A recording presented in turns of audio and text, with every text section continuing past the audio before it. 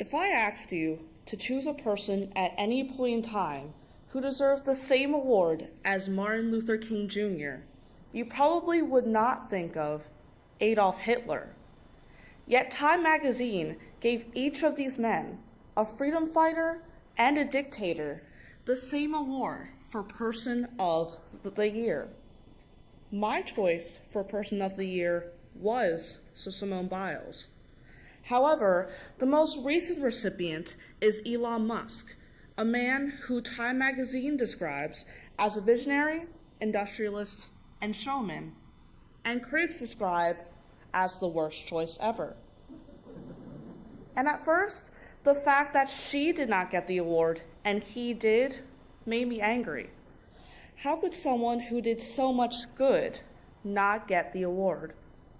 But then I noticed that by stressing over who did and did not deserve the award, I was giving way too much power to the award itself. I was missing the point that Simone Biles was trying to make by withdrawing herself from the mental pain that the Olympics caused her. So in order to really understand what she was trying to say, I realized that I should not claim that she deserves this award because she does not need it.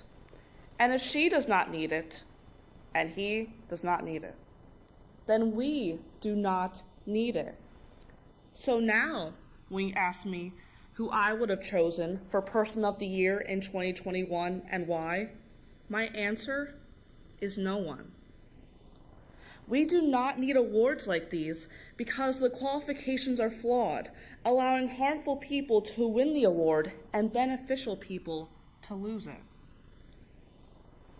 My first point is that the qualifications for Time magazine's Person of the Year have inherent flaws. According to Time magazine, the award goes to the person, group, or idea that, quote, for good or ill, has most influenced events in the preceding year. This award is not about achievement, it is about influence. I'm sure that seems as odd to you as it is to me, that you can do the best thing in the world or the worst thing in the world and get the exact same award. Which leads me to my next point, that these flawed qualifications cause the award to go to harmful people. To understand this, let's look a bit closer at the most recent and controversial recipient, Elon Musk. On one hand, he could have been given the award for his influence on the world for the better. After all, he is the CEO of Tesla, a company that is working on a car that soon will not need gas or a driver. The company is also one of the biggest private contributors to fighting climate change. He is also the CEO of SpaceX, a company that is discovering a potential future off of Earth by working to colonize Mars. However, giving Elon Musk this award inherently celebrates his negative influences on the world. For evidence towards this, let's take a look at his Twitter account, for which he has 62.5 million followers. On July 5th of 2020, in response to an accusation that the US government organized a coup in Bolivia so that Musk could obtain their lithium, Elon Musk tweeted, "We will coup whoever we want. Deal with it." This is just one instance of Elon Musk consistently ignoring the law to get the things that he wants and doing the things that make him the richest man in the world. And on December 16th of 2020, Elon Musk tweeted, "I absolutely support trans, but all these pronouns are an aesthetic nightmare." This is not his first time invalidating and even making a joke of entire communities of people, especially the LGBT community. This is the man that Time magazine decided to honor, and he's teaching lessons of greed and prejudice, to name a few. Because this award goes to harmful people, it leaves out those with much more virtuous traits. The best example for this point is U.S. Olympic gymnast Simone Biles, because she influenced the world for the better, yet did not receive this award. She shocked the world in 2021 by withdrawing herself from the Tokyo Summer Olympics, putting her physical and mental safety first. This is an athlete who has a combined total of 32 Olympic and World Championship medals. This is an athlete who, as soon as she competes, for everyone else, it is a competition for second place. And she showed us that even she has a limit.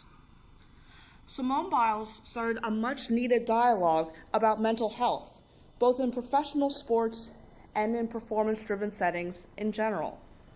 She showed us that we don't need to put the world on our shoulders in order to be successful.